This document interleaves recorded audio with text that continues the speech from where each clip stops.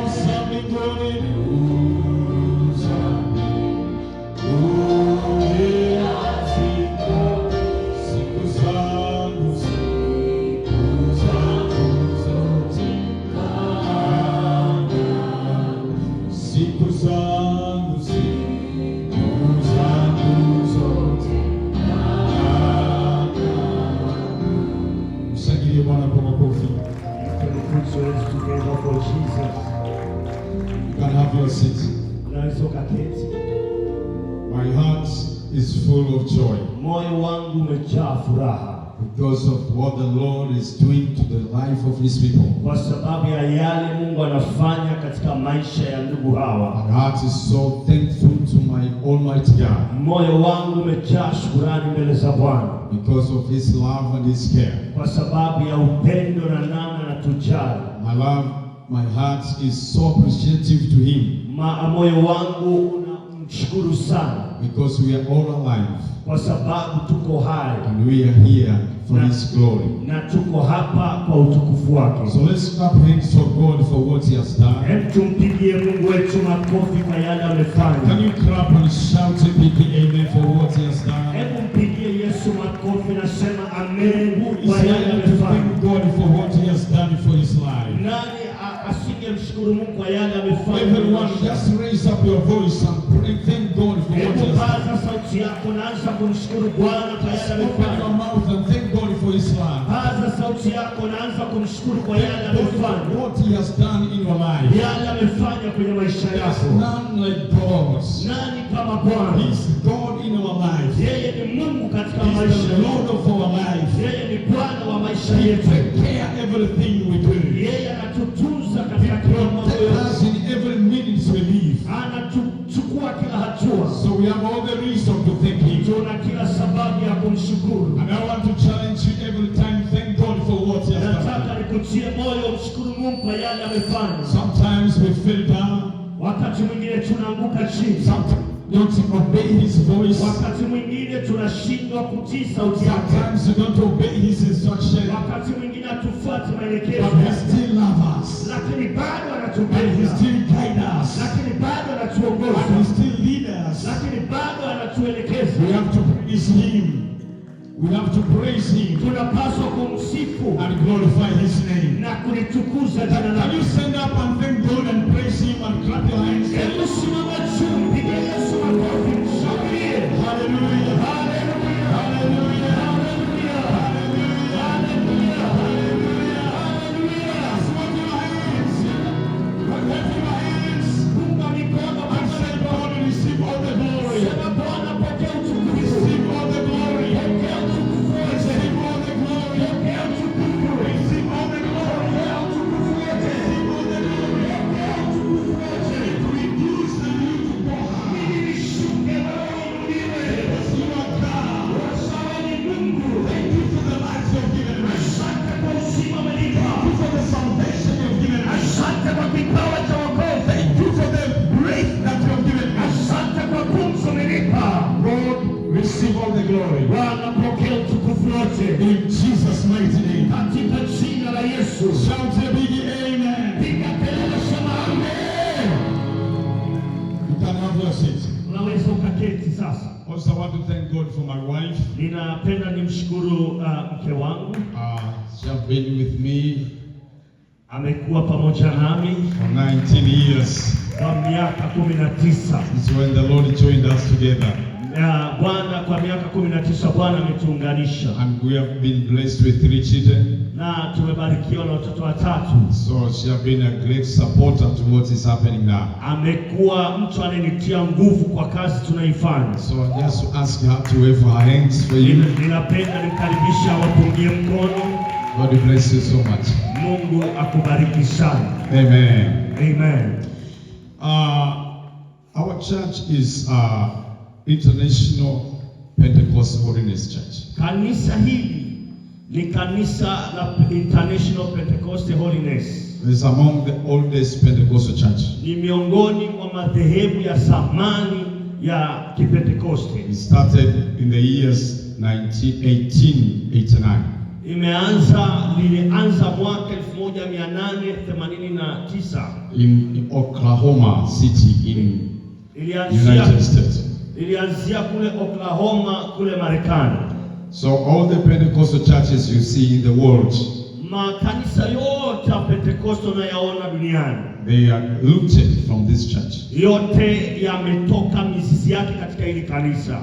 Any church you can mention which is Pentecostal church. Kanisa lolote unaloweza kulitaja ambalo la Kipentekoste. So we thank God because of sound doctrine which we have. Tunamshukuru Mungu kwa fundisho zuri. So all the churches they have adopted from Pentecostal holiness. Kwa hiyo makanisa mengi ya Kipentekoste yamechukua hata mafundisho ya kutoka katika kanisa la Pentekoste. When we started this church, tulipoanza kanisa hili, we have 2 years now. Tuna miaka 2 sasa tangu tumeanza. The Lord gave me a mandate. Lakini Bwana alinipa amri. After serving in a public service. Baada ya kutumika katika serikalini for 17 years. Kwa miaka 17. As principal and teacher. Kama mkuu wa shule. And I've served for 4 schools in different locations. Na nimefanya kazi kwenye shule 4 mbalimbali kwenye sehemu mbalimbali. So I've raised many people who are engineers now. Kwa hiyo kuna baadhi ya wanafunzi wangu ni mainjinia sasa. Because I was a headmaster in 2005. Kwa sababu nilikuwa mkuu wa shule kuanzia mwaka 2005. So I know many people have really passed through my leadership. Kwa hiyo watu wengi sana wamepitia mikononi mwangu katika uongozi wangu. And the Lord told me to enter into full-time ministry. Lakini Bwana kaniambia niingie katika utumishi. So thank God for my friend who is there. Ninamshukuru Mungu kwa rafiki yangu yuko hapa. You just wave your hands. Apunge mkono. This is Mr. Boniface. Anaitwa Bwana Boniface. We were in one office. Tulifanya kazi ofisi moja. Like for 7 years. Kama miaka 7 pamoja. And we were having 2 chairs there. Na tulikuwa na viti vinapatana hapo. And we have been discussing a lot with him. Na tulikuwa tunajadili mambo mengi sana. So he knows me very much. Kwa ananifahamu sawa sawa. Staying in the office for 7 years. Kukaa ofisini kwa miaka 7. Doing different activities. Nafanya shughuli mbalimbali. Sometimes I go to sleep at the office. Wakati mwingine nilikuwa nalala ofisini. We were really committed to that work. Sisi tulikuwa kweli tuko makini na ile kazi. Tumejitoa. And our school was not above 5 top school in all Arusha. Shule yetu haikuwahi kushuka chini ya shule 5 hapa Arusha. Out of 667 schools. Kati ya shule 667 schools. 667. So our school was among the top 5. Kwa shule yetu ilikuwa kati ya zile shule bora 5. Out of all schools in Arusha. Kati ya shule zote unazozifahamu hapa Arusha. It was me and him. Ni mimi na yeye. That's where we were maintaining the excellence of the school. Tulikuwa tunahakikisha ubora wa ile shule. We were supervising different teachers. Tulikuwa tunasimamia walimu wengine. Different department leaders. Kama walimu wa idara mbalimbali, viongozi wa idara. They were all under our cabinet. Wote walikuwa chini yetu. So I'm so happy to see him today here. Kwa hiyo ni furaha kumuona leo yuko mahali hapa. Can you clap hands for him, please? Hebu tupige makofi kwa ajili yake. So when I entered, thank you very much. So when I entered into full-time ministry, nilipoingia utumishi wa 100%, I was given a mandate with God. Nilipewa agizo na Bwana. One of the mandate is to raise disciples. Mojawapo ya agizo ni kutengeneza wanafunzi. That's my number 1 goal. Hiyo ni kazi, jukumu langu la kwanza. Is to raise disciples. Ni kuinua wanafunzi, kutengeneza wanafunzi. The Bible says the harvest is plenty. Biblia inasema mavuno ni mengi, but laborers are few. Lakini watendakazi ni wachache. So I'm focusing much on preparing laborers. Kwa hiyo ninaweka nguvu kubwa kutengeneza watendakazi. That's why immediately from when we started this church. Na ndio maana mara tu baada ya kuanzisha kanisa 2 years ago, miaka 2 iliyopita, we started a Bible school. Tukaanzisha chuo cha Biblia. And the Lord connected me with the Pastor Vicky. Na Mungu akaniunganisha na mwalimu Vicky. And she shared with me about how to run a Bible college. Na akanishirikisha jinsi ya kuendesha chuo cha Biblia. So I said we can join our hands together. Tukasema naweza tukaunganisha mikono pamoja. And then later on, 6 months later, lakini miezi 6 baadaye, then I received the man of God who is on my right hand here. Nikampokea mtumishi wa Mungu ambaye yuko mkono wa kulia kwangu. Who is Pastor Elikana. Mchungaji Elikana. So these 2 people, hawa watu wawili, Pastor Vicky and Pastor Elikana, mwalimu Vicky na mwalimu Elikana, they are genuine servants of God. Hawa ni watumishi kweli wa Mungu. They have been so committed to the vision of this church. Wamesimama katika maono ya kanisa hili. They have worked very hard. Wamefanya kazi kwa bidii. Make sure we move on. Kuhakikisha tunasonga mbele. On the mission of preparing laborers. Kwa ajili ya kazi ya kuandaa watendakazi. Last year we had 24 people who graduated here. Mwaka jana tulikuwa na wanafunzi 24 waliohitimu. Today we have 23 who are going to graduate here. Na leo wako 23 wanaenda kuhitimu. So in total we get like 47 people in 2 years time. Ukiweka pamoja ni watu 40 kitu ndani ya miaka 2. Prepare 47 apostles, prophets, pastors within 2 years. Kuandaa wachungaji, mitume, manabii, walimu na wachungaji 47 ndani ya miaka 2. It takes God's grace. Kubeba neema ya Mungu. And we have no donors. Na we don't have sponsors. Na hatuna wadhamini. We use our effort, our energy to make sure the vision move on. Ni kwa nguvu na neema ambayo Bwana ametupa tunahakikisha kazi inaenda mbele. And Pastor Elikana has slept some days without food. Wakati mwingine mwalimu Elikana alilala pasipokula. No money on the pocket. Hakuna fedha mfukoni. Sometimes you could say, Father, what can I do? The rent is needed. Wakati mwingine ananiambia, baba tufanyeje? Mwenye nyumba anataka kutufukuza. What can we do? There is no water bills have not been paid. Maji hajalipiwa, umeme. And the students have not paid the fees on time. Na wanafunzi hawajatoa ada kwa wakati. We just tell him one thing. Nilikuwa ninamwambia jambo moja. Make sure you carry your responsibility in a full time. Wewe hakikisha unafanya majukumu yako kamili. And you say, Father, thank you. Na atasema Baba asante. And he will do what I have ordered. Na atafanya kile nimemwelekeza. Very few people can do that. Ni watu wachache sana wanaweza kufanya. So we thank God as a church.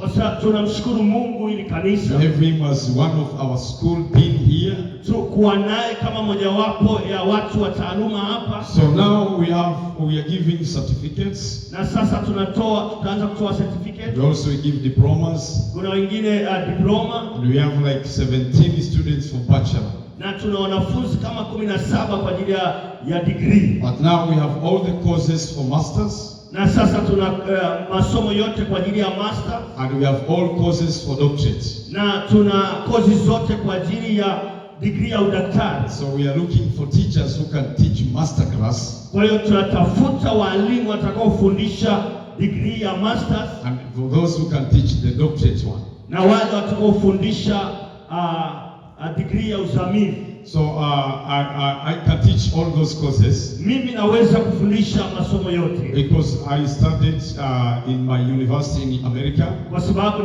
nimesoma chuoni kule Marekani. I studied my first bachelor. Nimesoma degree yangu ya kwanza. And then I joined for my master's degree. Nikasoma degree ya pili ya masters. Then I joined for my doctorate in theology. Nikaenda kwenye degree ya tatu ya daktari ya theolojia. I completed all my courses. Nikamaliza masomo yangu yote. And I joined for my second PhD. Na nikaanza kusoma degree ya pili ya udaktari. Which is doctorate in practical ministry. Na ni udaktari katika degree katika huduma. So I completed. Nimemaliza. Then 2019. 2019. I joined my third PhD. Nikajiunga na degree ya udaktari ya tatu. Which is Doctor of Divinity. Na ni degree ya divinity. Last week I was supposed to be in America for my graduation. Wiki iliyopita nilipaswa kuwa Marekani kwa ajili ya mahafali. But because of the crusade in Dar es Salaam, I postponed that graduation. Lakini kwa sababu ya mkutano Dar es Salaam niliahirisha. So I told them I would go and attend next year. Na nikawaambia nitaenda mwakani. So I have 3 PhD. Kwa nina degree 3 za udaktari.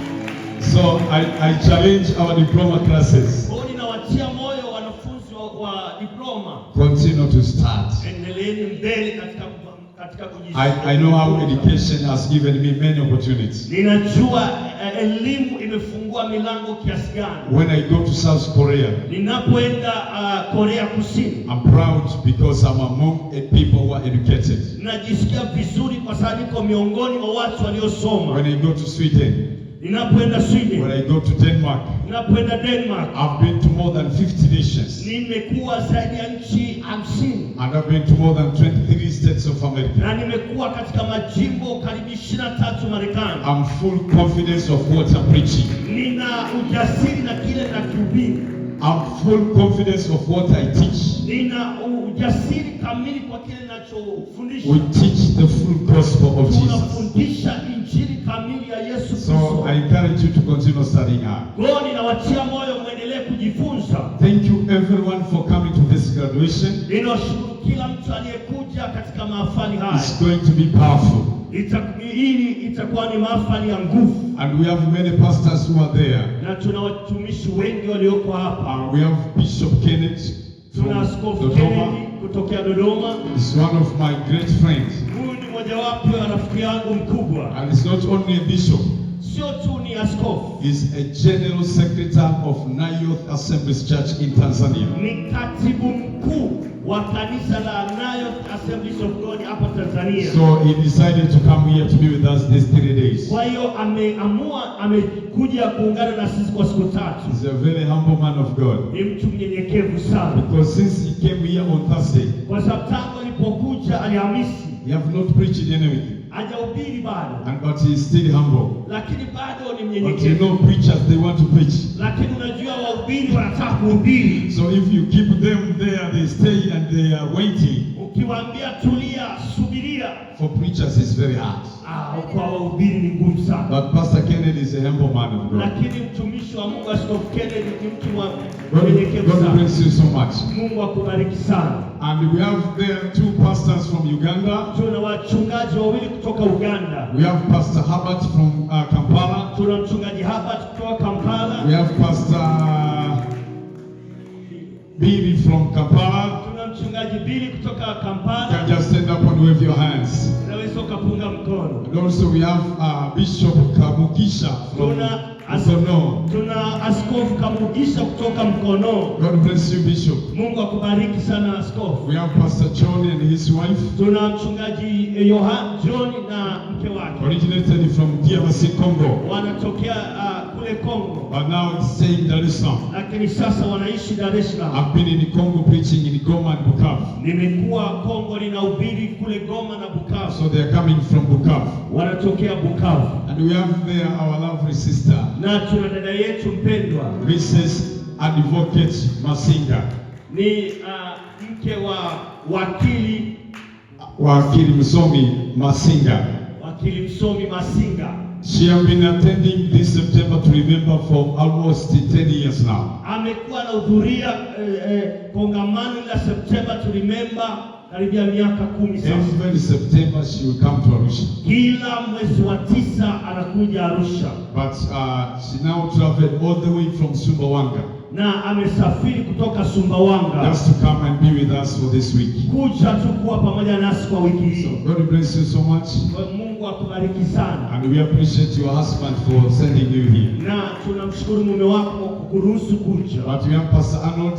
Tuna mchungaji Arnold all the way from Dar es Salaam. Kutokea Dar es Salaam. They also come to be with us here. Amekuja kuungana na sisi. And we have many pastors and evangelists who are here. Tuna wachungaji na wainjilisti wengi walioko hapa. And we just appreciate Pastor Isaiah from Simanjiro. Nimshukuru mchungaji Isaiah kutoka Simanjiro. And he also came with other 7 pastors with him. Na yuko pamoja na wachungaji wengine 7 pamoja naye. So this is a lovely family. Kwa hiyo hii ni familia ya upendo. So before we move on with our program, kabla tujaendelea na ratiba, the Lord connected me with our guest of honor. Mungu ameniunganisha na mgeni rasmi who is Reverend Dr. Harris Kapiga, ambaye ni mchungaji Daktari Harrison Kapiga. Can you clap your hands for this great man of God? Piga makofi kwa ajili ya mtu mkuu huyu wa Mungu. I believe many of us we have heard many things about him. Wengi tumesikia mengi kutoka kumhusu. But my first time to hear him was 1999. Lakini mara yangu ya kwanza kumsikia ilikuwa ni mwaka 98. At that time 1999. Wakati 1999. Ilikuwa ni mwaka 1998. That time he was working with Praise Power. Na alikuwa anafanya kazi na radio ya Praise Power. One of great famous radio in Dar es Salaam. Moja wapo ya radio inayojulikana sana Dar es Salaam. So those times I was working in Dar es Salaam. Wakati nilikuwa nafanya kazi Dar es Salaam. But I could just listen to that radio all the time. Kwa hiyo nilikuwa nasikiliza radio hiyo kila wakati. I think that time was a leading radio, Christian radio in Dar es Salaam. Nafikiri kipindi miaka hiyo ilikuwa ndio radio inayoongoza ya Kikristo. But he was the one who was making a lot of periods in that radio. Na ilikuwa inafanya vipindi vingi wakati huo. At these times the Lord connected us in a divine way. Lakini wakati Bwana katuunganisha kipekee. I was in United States in the month of June. Nilikuwa Marekani mwezi wa 6. In one of my apostolic mission there. Na nilikuwa katika ziara za kitume. So I went to preach in one church in Chicago. Nikaenda kuhubiri kanisa moja Chicago. One of the bishops who are there. Moja wapo wa askofu ambaye yuko pale. And then that's also the church after I came to Tanzania. Na baada ya kuondoka kwenye hilo kanisa nikarudi Tanzania. That's the church which Dr. Harris also went there to preach. Hilo ndilo kanisa Daktari Harris alienda pia kuhubiri. So from that time then the Lord connected us. Tokea kipindi hicho Bwana akatuunganisha. And the Lord guided us to give him an opportunity to be our guest of honor. Na Mungu akatupa fursa ya kuwa mgeni wetu rasmi. But he came just 1 week ago from United States. Lakini amerudi wiki moja iliyopita kutoka Marekani. He decided to come straight to Arusha just for attending this conference. Akaja moja kwa moja Arusha ili awe sehemu ya mahafali haya. This is a great sacrifice for men of God to do. Hii ni heshima kubwa kwa mtumishi wa Mungu kwetu. So please stand up as we are going to invite him to come. Naomba tusimame na kwenda kumkaribisha so that he may speak to us. Ili aweze kuzungumza nasi. Clap your hands as he is coming in. Ye Yesu makofi anapokuja. If you can pull this a little bit.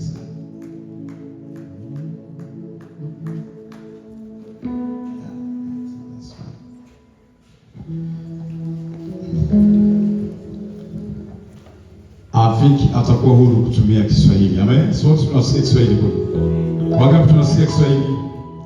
Amen. Barikiwe sana.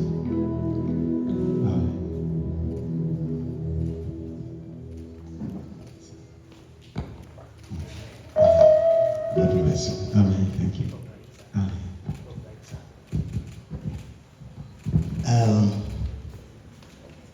Nataka nimjue